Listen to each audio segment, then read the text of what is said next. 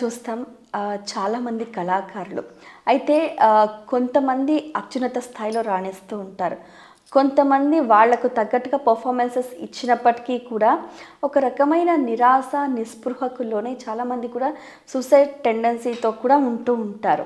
మరి అలాంటి వారికి, ఆ యాటిట్యూడ్ ఉన్న వాళ్ళకి, ఆ మానసిక స్థితి ఉన్నవారికి అంటే ఎలా మీరు దాని నుంచి బయటపడడానికి సహాయపడుతూ ఉంటారు? కళాకారులు అందరూ కూడా ఆధ్యాత్మికత అనేది లేకపోతే వాళ్ళలో ఆ కళ ఉన్నప్పటికీ లోపల వెలితి ఉంటుంది. అందుకే ఏమన్నా ఇప్పుడు సెలబ్రిటీస్ ఏంటంటే వాళ్ళకి అందరూ వాళ్ళని గుర్తించాలి, నన్ను అందరూ గుర్తించాలి, చప్పట్లు కొట్టాలి, నా ఫాలోవర్స్ ఎక్కువ మంది కావాలి, నన్ను ఎక్కువ లైక్ చేయాలి అందరూ అనే టెండెన్సీ ఉంటుంది. కానీ ఒక్కోసారి జరగదు. కళాకారులు కూడా కొన్ని ఫెయిల్యూర్స్ అవుతాయి, అవమానాలు భరించాలి. వాళ్ళు ఒక కన్సర్ట్ చేసినా అది సక్సెస్ రాకపోవచ్చు, ఎక్కువ మంది అటెండ్ కాకపోవచ్చు, లేకపోతే ఒక హీరో హీరోయిన్ వాళ్ళు తీసిన మూవీ ఫెయిల్ అయి ఉండొచ్చు, అది ప్రేక్షకుల్ని ఆకట్టుకోకుండా ఉండవచ్చు. అట్లాంటప్పుడు వాళ్ళు డిప్రెషన్కి లోనై సూసైడ్ కూడా చేసేసుకుంటారు. అందుకే వాళ్ళకి ఆధ్యాత్మికత, మెడిటేషన్ చాలా ఇంపార్టెంట్. ప్రతి కళాకారుడికి ఆధ్యాత్మికత కావాలి, ప్రతి ఆధ్యాత్మికవేత్తకు కళలు కావాలి. ఈ రెండు గొప్ప combination, mutual. Spirituality will help fine arts to develop the fine arts and choose the fine arts as an expression of their soul. అలానే ఒక కళాకారులు కూడా, ఆర్టిస్టులు కూడా వాళ్ళు స్పిరిచువాలిటీలో, మెడిటేషన్లో నిష్ణాతులు కావాలి.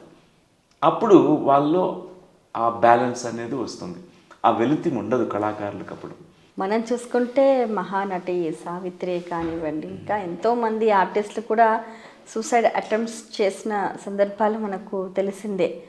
సో అంటే వాళ్ళు అత్యున్నత స్థాయిలో ఉన్నప్పటికీ ఆ మానసిక స్థితి ఎందుకు కలుగుతుందంటారు? అంటే అన్నీ ఉన్న అల్లుడి నోట్లో శని ఉన్నట్టు అన్నీ ఉంటాయి మనిషికి, అన్నీ ఉన్నాయని అనుకుంటుంటాడు, కానీ అసలైంది లేదు. ఇప్పుడు అన్నీ సున్నాలే. వాడి డబ్బు ఉండొచ్చు, పదవి ఉండొచ్చు, గౌరవం ఉండొచ్చు, గుర్తింపు ఉండొచ్చు, పిల్లలు ఉంటారు, బంగ్లాలు ఉంటాయి, అన్నీ ఉంటాయి, కానీ ఆధ్యాత్మికత శూన్యం. ఆధ్యాత్మికత రాలేదు, ఆత్మజ్ఞానం పొందలేదు, ధ్యానం చేయరు. అప్పుడు వాళ్ళకి ఆ డిప్రెషన్కి లోనవుతారు. మన వెతుకులాట అంతా కూడా ఈ బాహ్యంలో ఇవనే అందరం అనుకుంటున్నట్టుగా అవి తాత్కాలికమైనటువంటి ఆనందాలని, సుఖాలని మనకిస్తాయి. అంటే భోగాలు అంటాము, ఇవన్నీ ఏయో తాత్కాలికంగా వస్తుంది. కానీ మనలో మనం కనుక్కున్నది వైభోగం అన్నమాట. బయట భోగాలు, మన లోపల వైభోగం. వైభోగం ఇక్కడ ఉండేది ఎటర్నల్ జాయ్, ఒక ఆనందమే, బ్రహ్మానందమే. మన లోపల ఎంత మనం ఆత్మజ్ఞానం తెలుసుకుంటుంటామో మనం అంతా ఆనందిస్తూ ఉంటాం. అందుకే ఆ వెలితి అనేది చాలామందిలో ఉంటుంది. అన్నీ ఉంటాయి, కానీ ఉన్నా కూడా వేస్టే. అవన్నీ కూడా అవి పోతాయి, ఈ శరీరంతోనే అవన్నీ వెళ్ళిపోతాయి. మనం చనిపోయిన తర్వాత కరెక్ట్గా ఒక 2-3 సంవత్సరాల్లో అందరూ మర్చిపోతారు. ఈ శరీరాన్నే ఉంచుకోరు, కుళ్ళిపోతుంది శరీరం. చనిపోయిన తర్వాత వెంటనే తీసేయండి, మనం శ్మశానం తీసుకెళ్ళి బర్న్ చేసేసేయాలి ఈ శరీరాన్ని అంటాం. అందుకే ఈ వెలితి పోవాలంటే మనిషికి ఈ బాహ్యంలో ఉన్న వాటికంటే ఫస్ట్ మన అంతరంలో ఉన్న ఆ నిండుతనాన్ని, ఆ ఆత్మజ్ఞానంకి సంబంధించిన దాన్ని మనం పట్టుకోవాలి.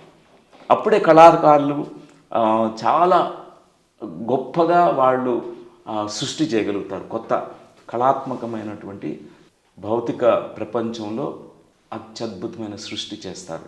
ఇప్పుడు మన భారతదేశంలో ఎన్నో దేవాలయాలు ఉన్నాయి. నాకు చాలా ఇష్టం అన్ని దేవాలయాలంటే.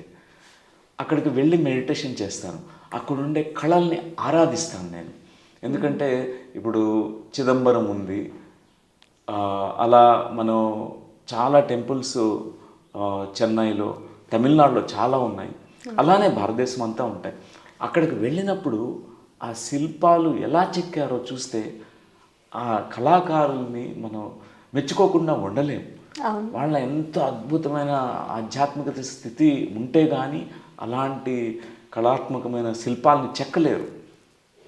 అద్భుతం.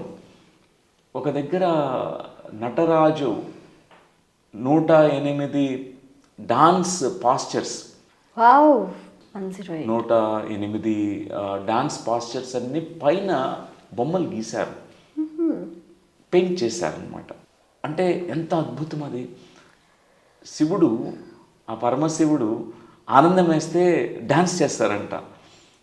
ఆయన ఆల్రెడీ ఎంత గ్రేట్ మాస్టర్, ఆయన కళలు. ఆయన ఎప్పుడు ఆనందం వస్తే డమరకం, ఆయన దగ్గర ఇన్స్ట్రుమెంట్ ఉంటుంది, మ్యూజికల్ ఇన్స్ట్రుమెంట్, లేకపోతే డ్యాన్స్. ఎందుకంటే ఆధ్యాత్మికవేత్తలు అంతా కూడా ఇంతే. ఎవరైనా వాళ్ళ శివతత్వాన్ని వాళ్ళు తెలుసుకున్నప్పుడు వాళ్ళలో ఫైనల్గా సెలబ్రేషన్, బాగుంది. Dance and songs, singing. చాలా చక్కగా చాలా అద్భుతంగా తెలియజేశారు సార్.